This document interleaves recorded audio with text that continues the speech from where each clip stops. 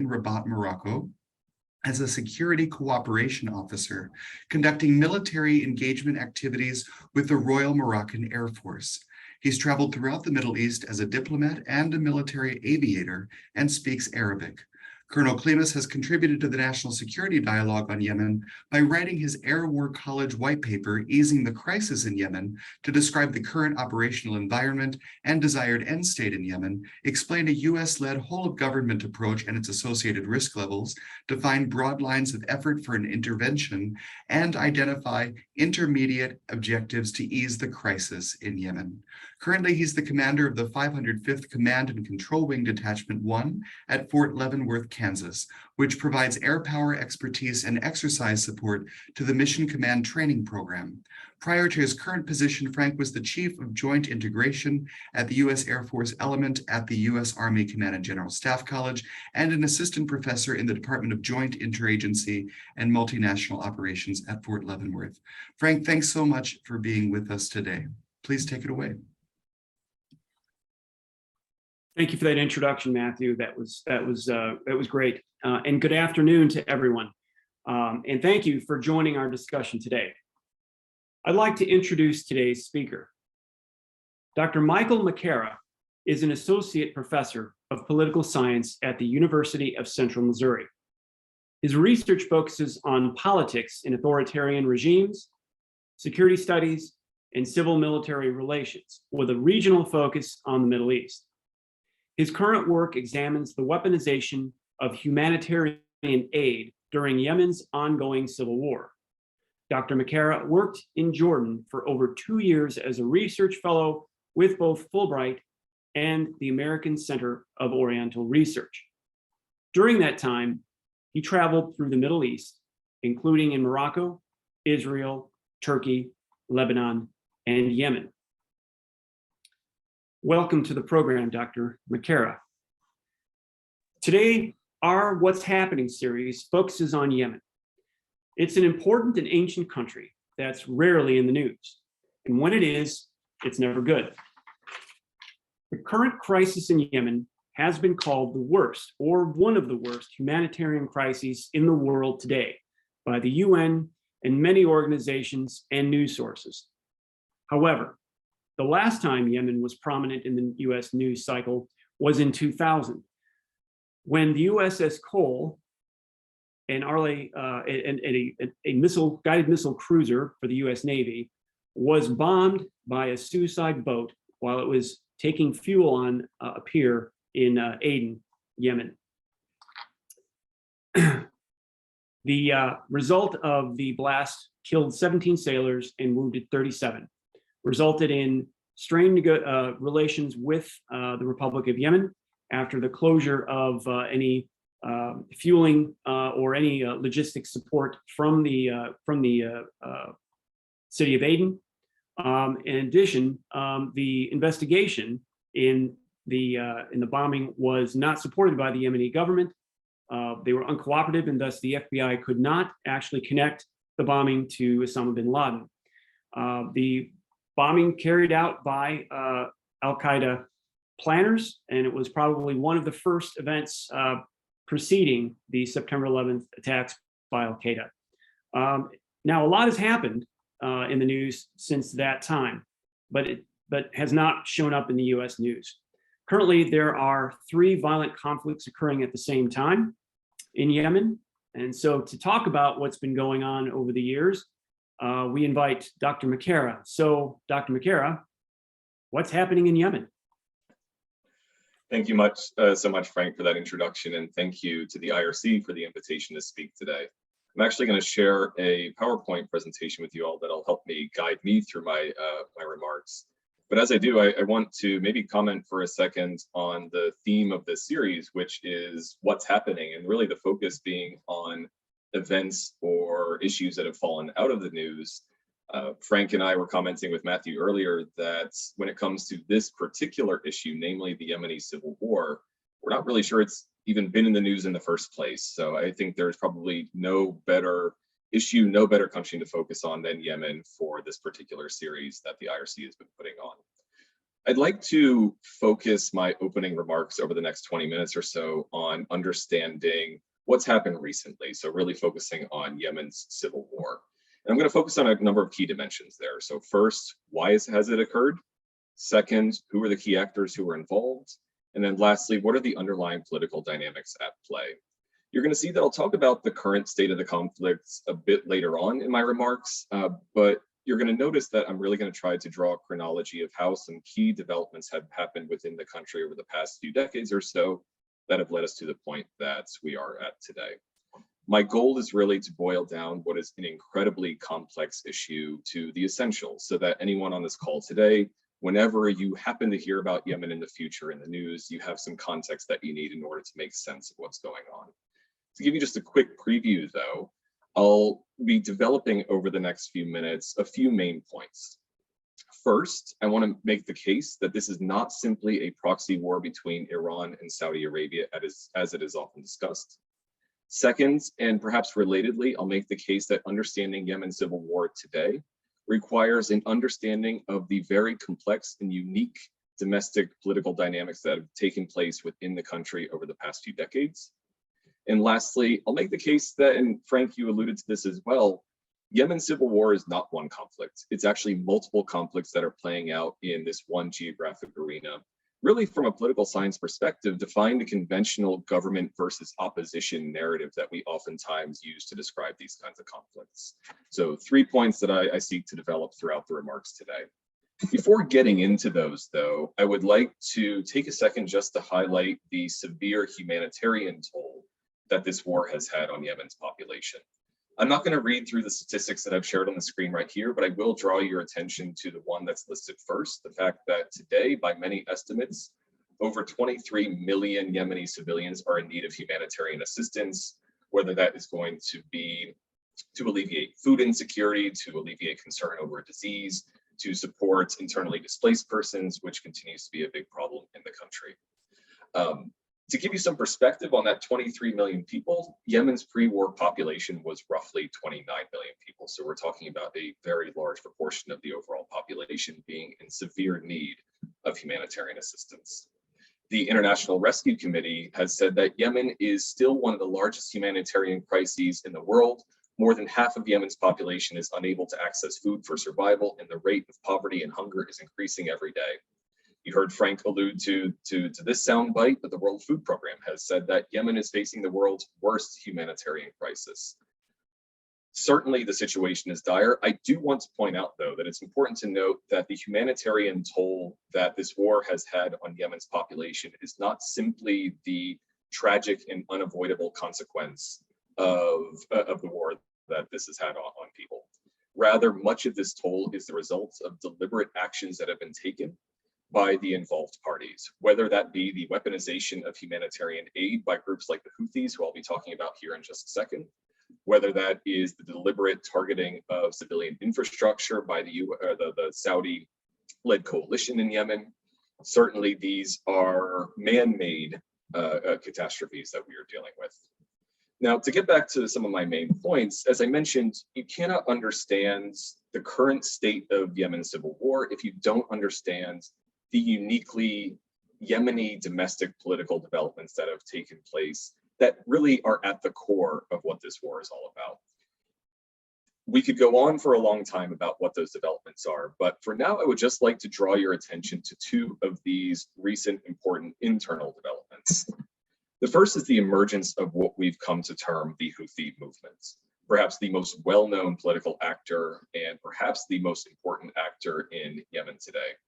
The story of the Houthis, though, is not a story of sort of the timeline that we usually associate with Yemen, which is post-2000s or so. The story of the Houthis really dates back to Yemen's Republican Revolution of 1962, which overthrew the religious monarchy that had existed up until that point. The new government that replaced that monarchy, later on, but not initially under the rule of President Ali Abdullah Saleh, sought to consolidate its rule by establishing strong patron-client relations with a number of northern Yemeni tribes, and by marginalizing those who had been loyal to the previous regime. The Houthis emerged in the 1990s as what is sometimes termed a revivalist movement that aimed to restore the loyalists of that previous monarchy to their rightful position of political power. A lot of what prompted that did have to do with political and economic marginalization. There is also a religious dimension to this, as the Houthis themselves and others who were associated with this movement really made the case that it was a specific sectarian identity that they espoused that endowed them with the right to rule. By the early 2000s, this issue of the Houthis is starting to become a pretty big headache. They're challenging the integrity of his regime and his legitimacy in a number of ways. And President Saleh starts to respond quite repressively to the Houthis, starts assassinating some of their leaders, arresting some of their adherents. As I mentioned, they're becoming a big headache. There's also another element that is more global that's taking place, in that he really aims to also show himself to be a useful ally in the newly launched global war on terror. And taking a hard line against the Houthis at this time is really a good way to do that. This escalating tension between the Houthis and the regime leads to not one, but 6 rounds of conflict, or sometimes they're referred to as small wars, that are fought and waged between the Houthis and the government between 2004 and 2010. I should note, though, that while there's an important sectarian dimension to the Houthi movement that we oftentimes talk about, many who are actually associated with that movement today aren't allied with the movement because of any sort of ideological affinity, but rather it is out of mutual opposition to the then Saleh regime or dynamics on the ground as they've developed during Yemen's current civil war. The second movement or development that I would like to discuss is the presence of what is oftentimes termed the Southern movement. It's important to know, and you can see the map that I've provided on the board gives you an indication of this, but it's important to note that Yemen, prior to 1990, was actually 2 different countries for most actually of the second half of the 20th century. On the one hand, you have the Yemen Arab Republic, which is indicated on the map as North Yemen. On the other hand, you have the People's Democratic Republic of Yemen, which is South Yemen. And these 2 countries actually unite to form the Republic of Yemen in 1990. This unification, though, was anything but smooth. Ali Abdullah Saleh, who had been the former president of North Yemen, ends up becoming the president of the United Yemen after 1990, and again acts to consolidate his rule by solidifying alliances with northern constituencies. The South was politically and economically marginalized, and this fraught transition and the tensions that existed between these two ends up leading to a brief civil war being fought in 1994, which results in a northern victory, a pretty decisive northern victory, along with further efforts to consolidate northern political and economic dominance. Southern resentment over this issue and over this incomplete unification continues to fester until the mid-2000s, when a group of former military officers start to organize a series of anti-government protests.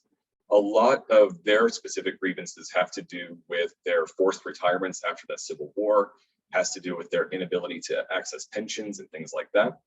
But the protests actually start to attract people, Southern Yemenis, who espouse all sorts of grievances against the Saleh regime and seek to use these protests that are growing as a way to express those.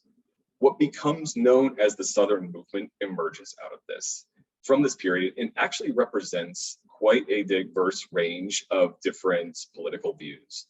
So, for example, you have everything emerging at this point from those who want to seek greater economic and political opportunity within the existing unified state, to those who espouse ideas of secession and the reestablishment of former Southern Yemeni states to reestablish that as an independent state.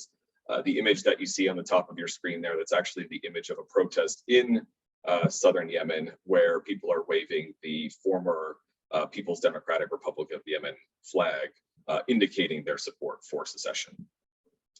Now, to summarize those 2 developments, really throughout the 2000s, we see intermittent rounds of conflict taking place in the north, with the Houthis on the one hand, and then a growing secessionist movement in the south.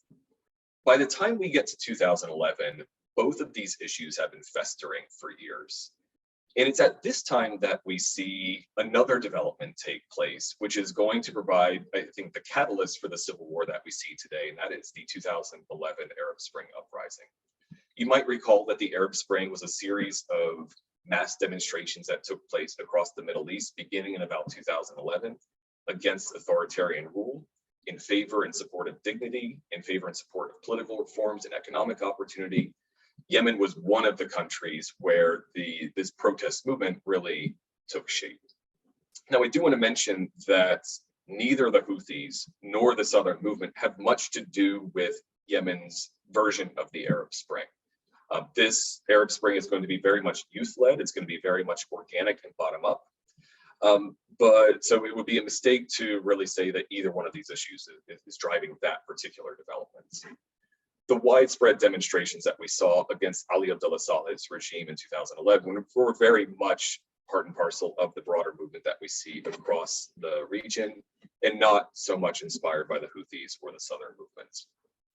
Yet the Arab Spring is going to bring these other issues to the fore, these and many other issues to the forefront of Yemeni politics, even more than they had been previously.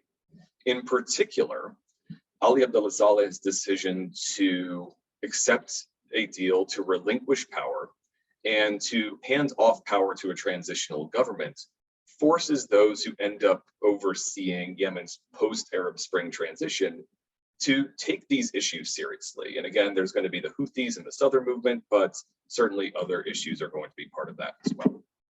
Initially, there is quite a bit of optimism that Yemen's version of the Arab Spring can avoid the fate that we see elsewhere in the region. So for example, in Syria or Libya, where we ended up seeing quite brutal civil wars taking place, there's the sense at the time, even though those conflicts had started by this point, there's a sense that Yemen's transition can avoid that kind of fate.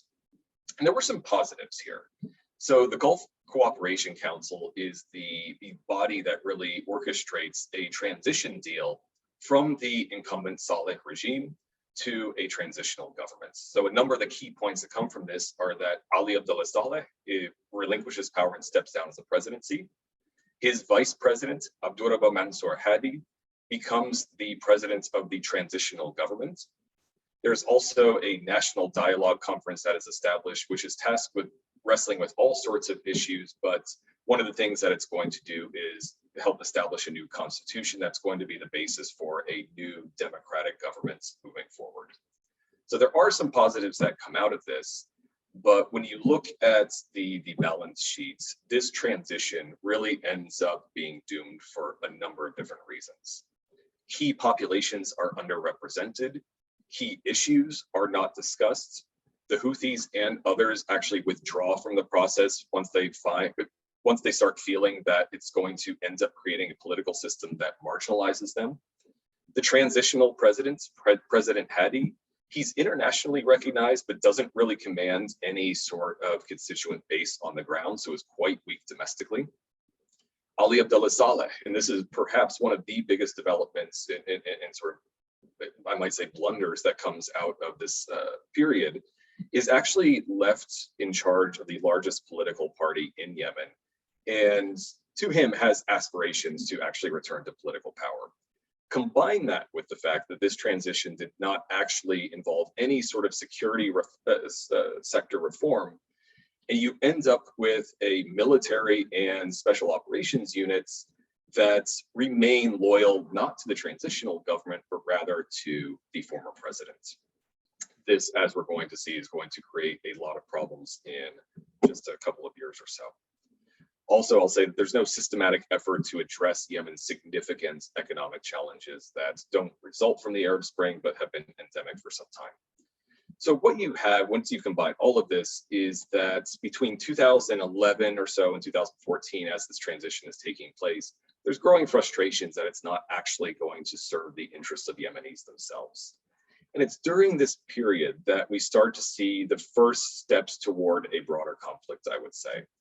As we start to see the Houthis expanding their influence of control and expanding the territory that they control. You might refer to the map that I shared a couple of slides ago, where I didn't call attention to it, but the Houthis really had their historic base of support in northwest Yemen, they start to control territory outside that and make inroads further and further into central Yemen. And they're doing so by preying on the frustrations that people have with the transition process as it has taken place.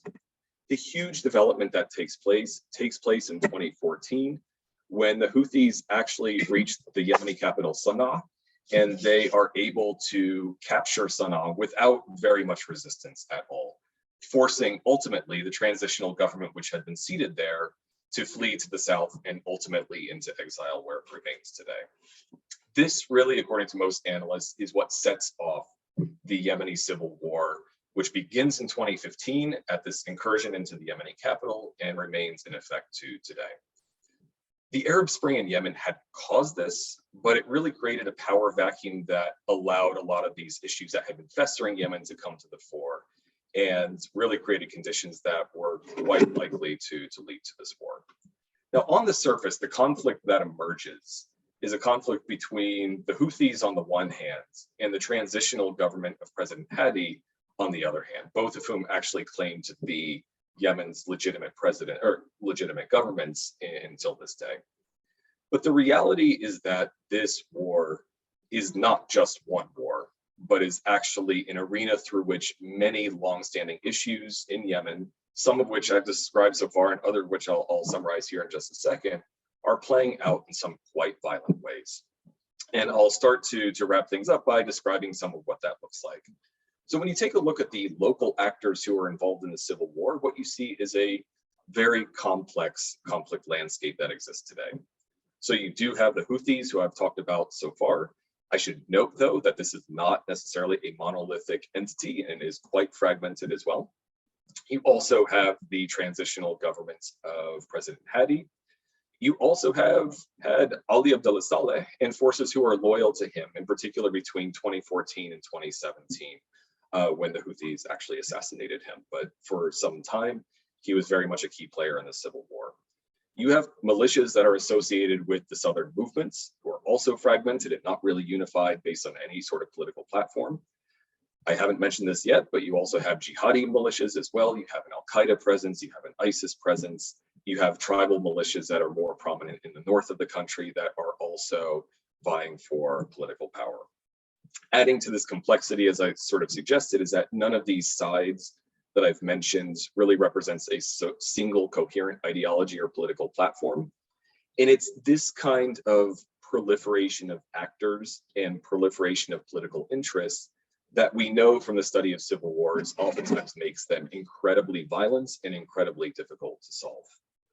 Now, I will make the case, and this is part of my just how I, as a political scientist, approach looking at things like civil wars or just approach politics in general. I'll make the case that the primary actors and the primary reasons behind the civil war are local. But of course, there are regional and international actors that are also important here to understand. And I'll summarize who they are briefly as well as talk about what their interests are. So first we have Iran. As I mentioned, we have oftentimes the Yemeni Civil War is discussed as a proxy war between Iran and Saudi Arabia. Iran's involvement in the war is a bit of, it is open to debate. They have supported the Houthis, first rhetorically, and then later on with greater material support, though there are conflicting ideas about how involved Iran actually is.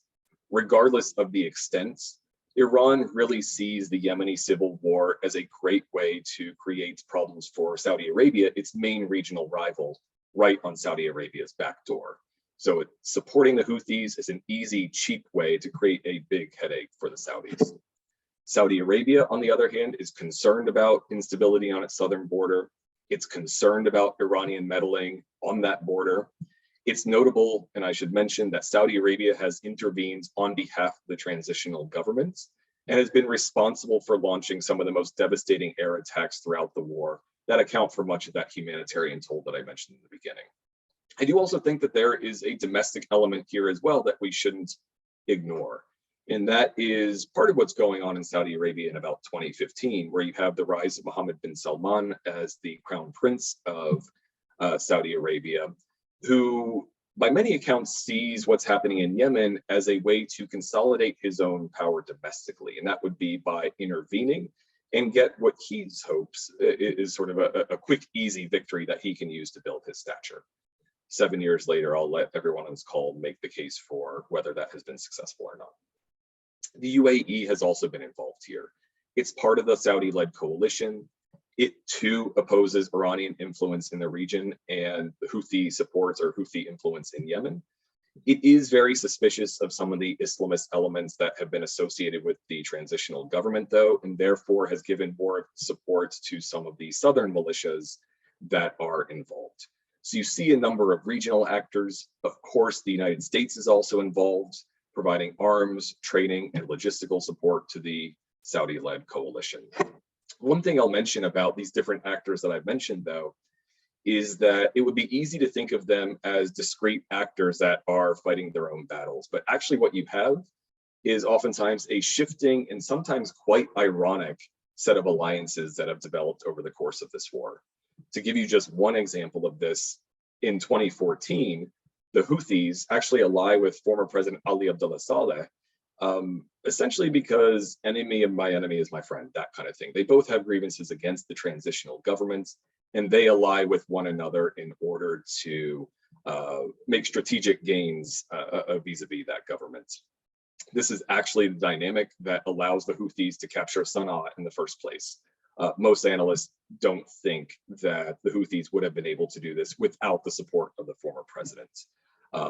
Also ironic, and we can talk about it later on, but it is the Houthis that end up assassinating the former president just a few years later. I'll wrap up here by mentioning one last thing, and that is that it would be a mistake to think about the local actors involved in this conflict solely as armed actors that engage in violence. Systems of rule have emerged throughout Yemen over the civil war that have essentially replaced any national government. And it's those actors that I've discussed throughout these remarks that have really become de facto states within a state on the ground, responsible for the governance and day-to-day administration of large chunks of the civilian population. If you take a look at the map that I've provided on the screen here, you see as of pretty recently, where are some of those areas of territorial control. So you can see that the Houthis remain in control of large portions of northwestern Yemen. You do see the pro-government coalition, which is going to be where the transitional government is more prominent. You're going to see the southern movement as well, going to be the areas in the blue. Some of the gray areas are going to be where there's more of a jihadi movement as well. So, and this breaks down further. So we could break this down even locally. But I just draw attention to the Houthi portion of the map. It is notable that today the Houthis have established governing and administrative institutions that oversee and govern approximately 70% of Yemen's population. So the idea that there is a functioning state within which this war is taking place would actually be a mistake.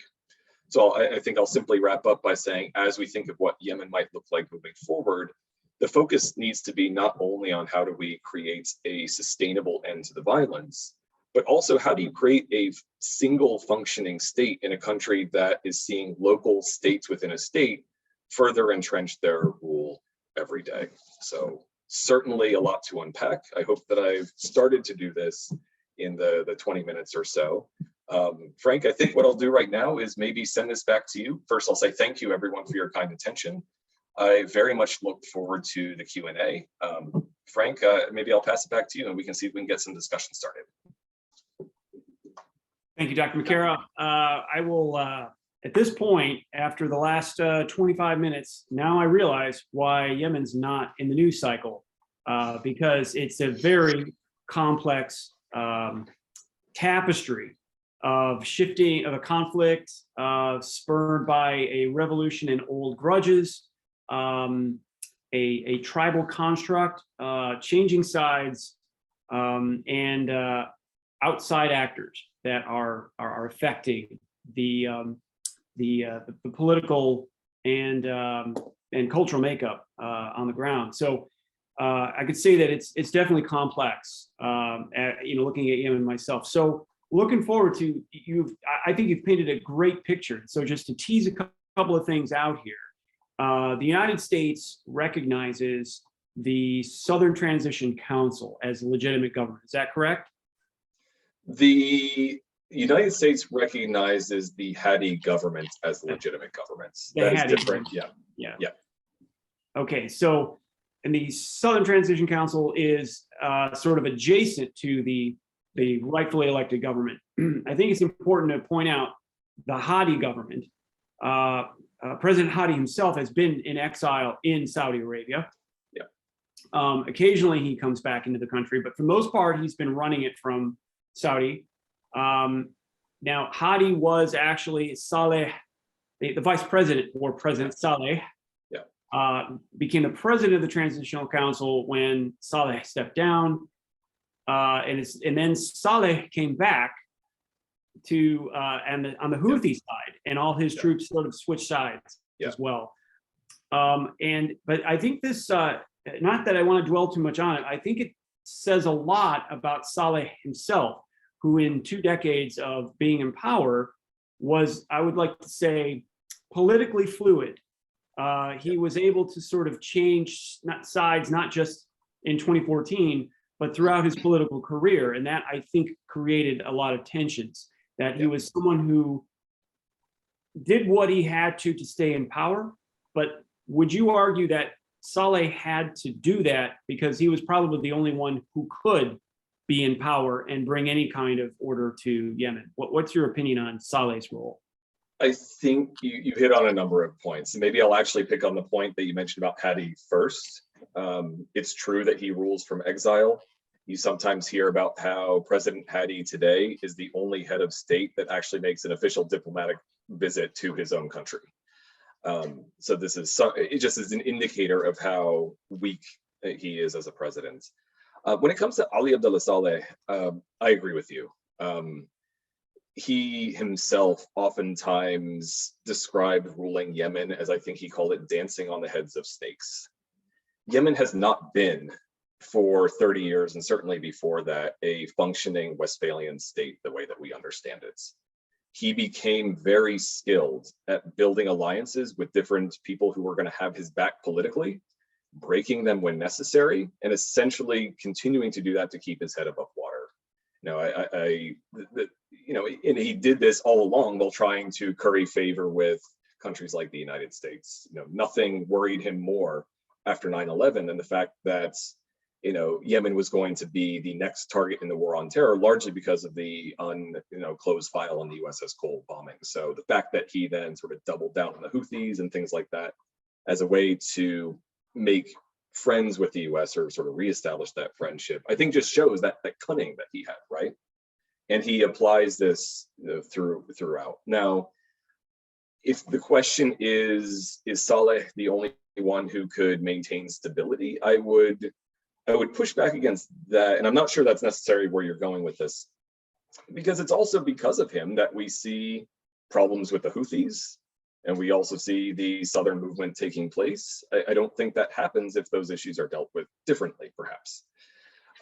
So yes, he is very cunning. I'm not sure someone else could have filled those shoes in the transition after him. I'm not sure if you take anyone that anyone is going to be able to play the part that the transitional government needed and ultimately did not find with President Hadi. As I mentioned, as you're suggesting as well, he is weak. Yemen, again, we talk about the transitional government as being the sort of the institution of the state, but that's not what Yemen de facto on the ground looks like, and you need someone who can navigate that. I don't know Yemeni politics well enough to know if there is someone who can do that, but maybe this is a long way of me saying that yes, I believe I agree with the assessment that you're putting forward. Okay, so as we look at, now we understand Saudi Arabia's role here as really, they're facing a failed state on their border, and failed statism becomes everyone's problem ultimately. So it's a rational act for the government of Saudi Arabia to send the Saudi coalition in to stabilize that country, and I think that they have a I think the Kingdom of Saudi Arabia feels a certain ownership of the peninsula, or I would say as a caretaker for the peninsula. However, that hasn't played well for them. And I think you highlighted in your comments that Iran sees an opportunity to come in as a spoiler, and that has fed the proxy. So in other words, this is not, I think in the American perspective, this is a proxy war with Iran, but what you've teased out is actually this was a ongoing conflict that Iran saw an opportunity to continue to spoil. Is that right? Yeah, I would definitely say so. So if I could maybe summarize how I see the relationship between the regional part of this and the local side of this, definitely I see this as first a local set of conflicts that emerges in the aftermath of the Arab Spring.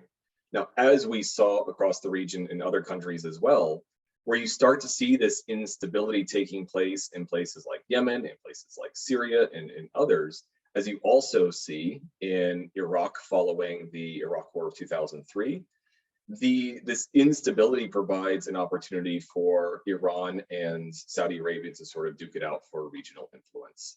That trend is what we see across the region. And certainly, while I agree with you that on Saudi Arabia's southern border, it's understandable why Saudi Arabia wants to keep a lid on things. But the trend that we see with this regional competition playing out in the context of these weak states, that is certainly a trend that we see. And so, yes, again, going back to your sort of the broad point that you made, I would say that I'd be in agreement there too. Okay. Well, just want to point out the questions are filling up in the Q&A block, and if the audience have questions that they would like to ask Dr. Mccarrah, please feel free to contribute, and I will get to them.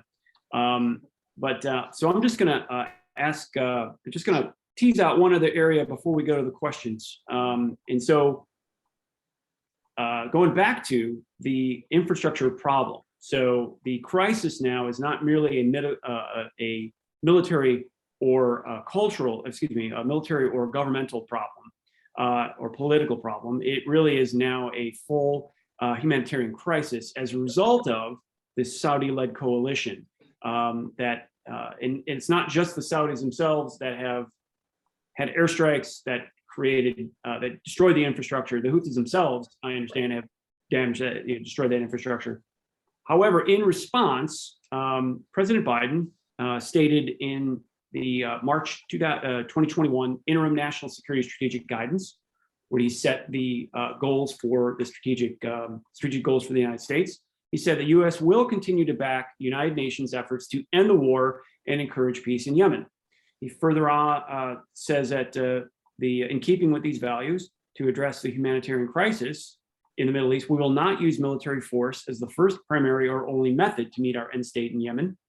And then further, the assessment is that the U.S. military does have capacity to actually support, some sort of reform, but lacks the sufficient political will to achieve the ends without great cost and incur severe risk by engagement in this conflict. So, as we've seen, as a result, President Biden has curtailed arms sales to the United Arab Emirates, which were then restarted, but has then suspended all U.S. arms sales to Saudi Arabia since, as a result of trying to curb any further incursion by the Saudi government. How will this unfold then? If we have a stated security goal to be involved in ending the conflict in Yemen, yet we will not participate militarily, and has there been much policy movement on this? Where do you see this going from here? This is always the point, that the question that I get as a political scientist, where I say, we're good at explaining, we're not necessarily good at predicting the future. To maybe draw on a couple of the points that you raised here, we have seen some good developments. So some of the ones that you mentioned there, I would count among that. We've also seen that there has been a consolidation of some of the actors on the ground. So quite recently, you have the Southern Transition Council actually entering into sort of coordination with the Houthi governments. From a political science perspective, I think once you start to consolidate those actors and limit their numbers, it makes the conflict actually easier to wrap your to sort of get your arms around. What I would say though is that, you know, maybe going back to the the support that Biden has pronounced for the UN-led transition, that transition has very much focused on essentially propping up the transitional government. And I think from the outside, that's a worthy goal for sure. I think my only concern there, though, is that in some ways it ignores realities on the ground, whether or not we're talking about a continuation of the armed conflict. So it's simply a fact that today the Houthis control 70% of the country. And I'm not sure what international support for a Houthi regime necessarily does to change that reality on the ground. I'm not sure what needs to be done in order to essentially change that de facto just fact that you have different, whether it's the Houthis in the Northwest or others elsewhere, that you do have these systems of rule that have emerged. And I'm not sure what we necessarily do, what good we necessarily do by ignoring that and focusing on propping up the transitional governments. Certainly the transitional governments has to be a part of this, right? But my concern is that this process has ignored largely some of the other important actors who are involved and the underlying issues that have brought them to the fore in the first place. My general outlook is pessimistic. You're not talking about a country that has any legacy of having robust state institutions as we understand them. It's not clear to me what incentives at this point some of these different actors have to really lay down their arms. I mean, much less, participate in some sustained sort of reconciliation process. The Houthis feel like they're winning in many ways, and that calculus would need to change before we see major movements, I think, towards sort of a lasting settlement. I know I'm sort of dancing around a number of the points that you made right there, but maybe I'll just summarize it by saying, as we move forward, I'm not particularly optimistic that the worst is past us. I think that this will continue to be something where the fragmented nature of this conflict on the ground continues to create an evolving set of challenges that we're going to have to deal with. Okay, that was an excellent summary of the next steps, which should be careful by any means. So, Dr. Makara, I'm going to turn this to the audience questionings, and we have a lot of activity. We're going to expand on what you talked about earlier regarding the humanitarian crisis, right? You mentioned the humanitarian crisis caused by local parties like the Houthis. How? So a lot of this, sometimes when we think of humanitarian crises, either we think of them as being the unintended results of a war, essentially civilians who are not a part of the conflict getting caught in the middle of a conflict. We think of the inadvertent destruction of infrastructure and things like that. That, I think, is a mistake. What we've seen, and this is, I should say, not only what we've seen in Yemen, but what we've seen is the purposeful weaponization of humanitarian aid that essentially makes this crisis a man-made crisis. I'll just take the Houthis as an example, for instance.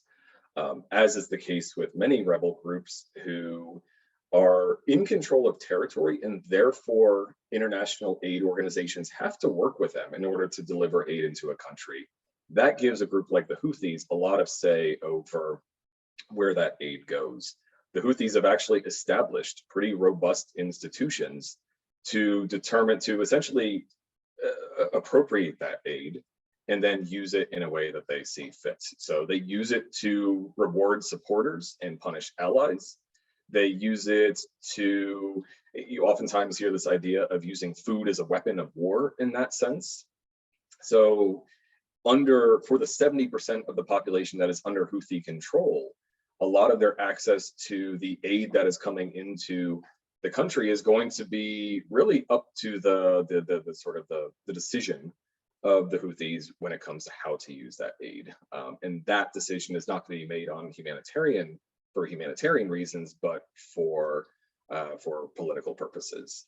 If you take a look at a lot of what organizations like the World Food Program have said, there is a lot of frustration with the fact that the aid that the international community is providing is not getting to the places that it needs. So that humanitarian crisis, that's just one way of talking, maybe highlighting how the humanitarian crisis is not just something that is accidental, but in many ways it's very intentional.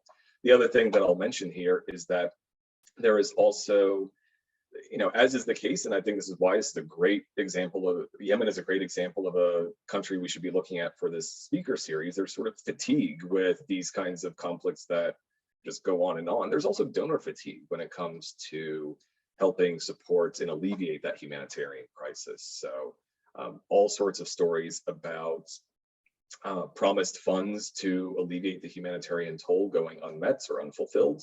That's also going to be playing into this as well. But essentially, I would bring it back to the fact that oftentimes aid is used as a weapon of war, and that just exacerbates the really real consequences that Yemenis themselves are facing on the ground. But that's a fantastic question.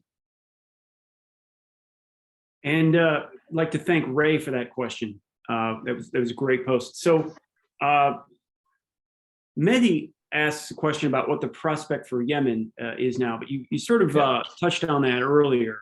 It can't keep going on as in the past, but I will kind of springboard off of that statement into what the mix is that makes it worse. My understanding is there are two capitals in Yemen right now, and thus there are two central banks, leading to an overall inflation problem, which exacerbates the food shortage. Yes. Can you expand on that? Absolutely. I think you actually summarized it quite well. And this, again, I think speaks to the overall complexity of trying to come up with some sustainable solution.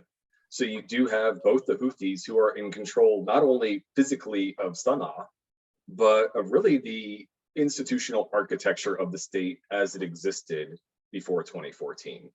You then have the transitional government, which fled to the south and is based in Aden. And this has really led to a duplication of state institutions. So when I say you essentially have it's two states, two countries essentially functioning in the same physical territory, that's not an exaggeration. So whether the central bank or other state institutions, there is this duplication that just makes administration incredibly difficult. As you mentioned, Frank, it has led to a currency crisis that has just made worse the economic hardships and access to reliable sources of food that Yemenis have. So when we think of these conflicts, and maybe this is something to maybe leave the audience with, we oftentimes think of them as armed conflicts, and the most important issues that need to be addressed being issues of stopping violence. And don't get me wrong, that's absolutely the case. But as we see in many civil wars, very complex systems of rule become established on the ground that become very difficult to deal with and very difficult to unwind once we get to the post-war aftermath. So in this case that you're mentioning, Frank, certainly highlights how that duplication has had an impact on access to food for sure. But it's illustrative of a broader, I think, problem that Yemen faces. And that's moving forward. How do you institution build? How do you build a coherent state out of all of this? You can stop the violence, but those broader political and institutional questions, I think, are going to create some not only challenges in the immediate aftermath of this war whenever it ends, but probably the likely continuation of the threat that war could revive sometime in the future. I think what you're saying here is that no reconstruction can begin without improving the security situation overall. Yeah. And that seems to be difficult in itself. And so adding to that security problem is our next question here from Robert Larrick. He's pointing out that the Wilson Center is emphasizing that Hezbollah supports the Houthis. Yeah. And so his question, now I said this earlier, we talked about it, that Iran is not really in this for any serious political objectives or strategic objectives, but they're kind of in it as a freebie. But can what he asks is Iran a force for peace in the region, or only under its theocratic, hostile, and aggressive regime, or is it for dominance? And then he follows on with the question, aren't they also exploiting in Iraq as well? So kind of a lot to pick out there. If you can try to make sense of what Hezbollah's, who's really known for activities in Israel, what are they doing to support the conflict there? No, great questions and great points to tease out for sure. And you're right. I mean, what we see with Iran and Yemen is similar to what we see with Iran and Iraq, for example. I can't speak too specifically to the role of Hezbollah, but yes, I've read the same reporting that says that Hezbollah has sent military advisors to Yemen to help train the Houthis in particular and help sort of enhance military capacity. And I haven't seen any reason to doubt that that's the case. I've also seen that a lot of, or at least heard reporting that some of the Houthi media center has been moved to Beirut and is under the sort of in Hezbollah territory in Beirut. They deny that, at least the last time I heard of this, but it does seem like there is smoke there to suggest that there could be a fire. To suggest though that Hezbollah is really an important actor on the ground, I think would be taking this a little bit too far. I think because of Hezbollah's relationship to Iran and Iran's interest in just poking Saudi Arabia with this, I think that's why we see that Hezbollah relationship. I feel pretty comfortable leaving Hezbollah off the list of regional actors that we need to take seriously here. Hezbollah is going to be acting under the sort of under the dare say guidance of Iran. But maybe to get to the other question that I think was embedded in there, no, I don't see Iran as a force. It's sort of being a force for peace in the region, especially not in this context. Okay. All right. Thanks for that question, Robert. So we do have a question here from Anonymous, and so I'll tie it in here. So you said earlier 70% of the country is under Houthi control. However, Anonymous asked, what government is supported most by the Yemeni people? Is that something that you can really pull out or really understand? That's tough. No, and that's a wonderful question there. And maybe I'll start with the Houthis.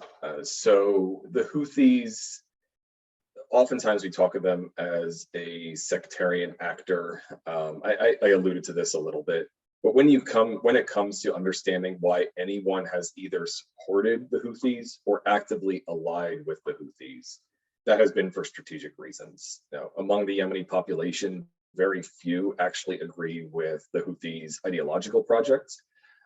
So their support, to the extent that it ebbs and flows, is going to be based on the extent to which they actually are effective at government. When it comes to when they took over in 2014, they took over the capital Sana'a. I'll use this maybe as an example, where people welcomed the Houthis, not because they were enthralled with the Houthis, but rather because they were really frustrated with the lack of progress that the transitional government had actually sort of created on the grounds. There was a couple of specific catalysts that in that moment really compelled people to support the Houthis. And a lot of it had to do with rising prices for gasoline and things like that over the transitional government. However, because this is not really an ideological commitment to the Houthis, their support has always been, based on the way in which it rules. And it hasn't ruled in a way that has endeared itself to much of the population. So the Houthis have ruled in a way that's largely repressive. They've ruled in a way that is in many ways out of step with the political views and wishes of the populations that they control. So when I point out that they control 60 to 70% of Yemen's population, it's not like 60 to 70% of Yemen's population is supporting them for ideological reasons. I think that theme, and we could go around the horn and talk about other groups that control other areas, that's really what we see here, that support for any government is going to really be based on the extent to which it's impacting things for the better for people on the ground. The transitional government has not really been able to do that very well. Though, at some point, this becomes a matter of, which of these two do you support? So, do you support the Houthis or the transitional governments?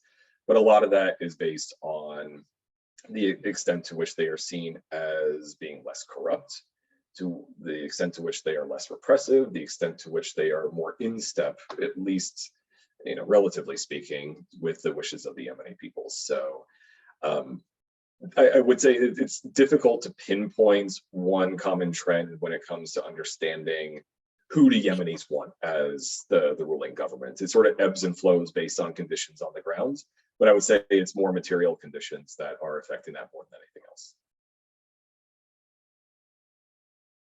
Okay, thank you, Dr. Mccarrah.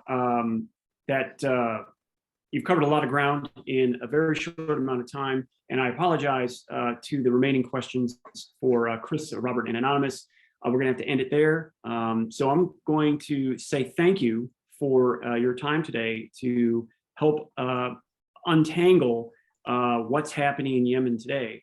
And so I'm going to turn this back over to Matthew to help us help us out. Frank, thank you. And Mike, thank you so much. My gosh, we talk in the series a lot about how complex these situations are, and this clearly is. But your overview has really helped us to dive in and understand some of the nuances that are involved. Mike, just a quick question. If people are interested in learning more or in sort of staying abreast of what's going on in Yemen, do you have any suggestions for sources they can turn to? A wonderful question, and maybe I'll preface this by saying that anyone who might be interested in learning more, I'm always happy to continue the conversation. So maybe Matthew, if there's an opportunity to circulate my email address, I'm always available. It is the kind of thing where you do have to go looking for sources on Yemen. Oftentimes, not oftentimes, but where I look first to keep updated on just the day-to-day in the Middle East, we're talking some of the, obviously the big newspapers, New York Times, Washington Post. Oftentimes I look to foreign affairs as well, but even in those, you don't see much that is going to help you really unpack a lot of what's going on. Where I have really found useful though, and for anyone who's interested, I'd point you to these sources. International Crisis Group has done a great job on Yemen. So you could go back and they've done an active job covering Yemen. So you could go back to mid-2000s when the Houthi movement is really starting to take shape and read some great analysis between then and today that traces how this really everything in Yemen has evolved over time. I'd also point out Chatham House, where Peter Salisbury, who I think might be the best analyst on Yemen, at least up until very recently, I think was reporting for them. Wonderful work there. They're also, and this is where maybe I could circulate a bibliography if anyone's interested. I do think a lot of what's best about Yemen is not coming from think tanks or certainly the news media, but there's been some wonderful academic work that's been done that's pretty accessible. And I'd be happy to provide sources if anyone's looking for a brief primer on this issue. Great. Mike, thank you. Everybody, this is what we hope this series will do, the What's Happening series. It will be continuing in the coming months. So you can stay tuned at irckc.org for more information. Again, Frank and Mike, thank you so much for your help today, and we'll see you all again very soon. Take care. Thank you.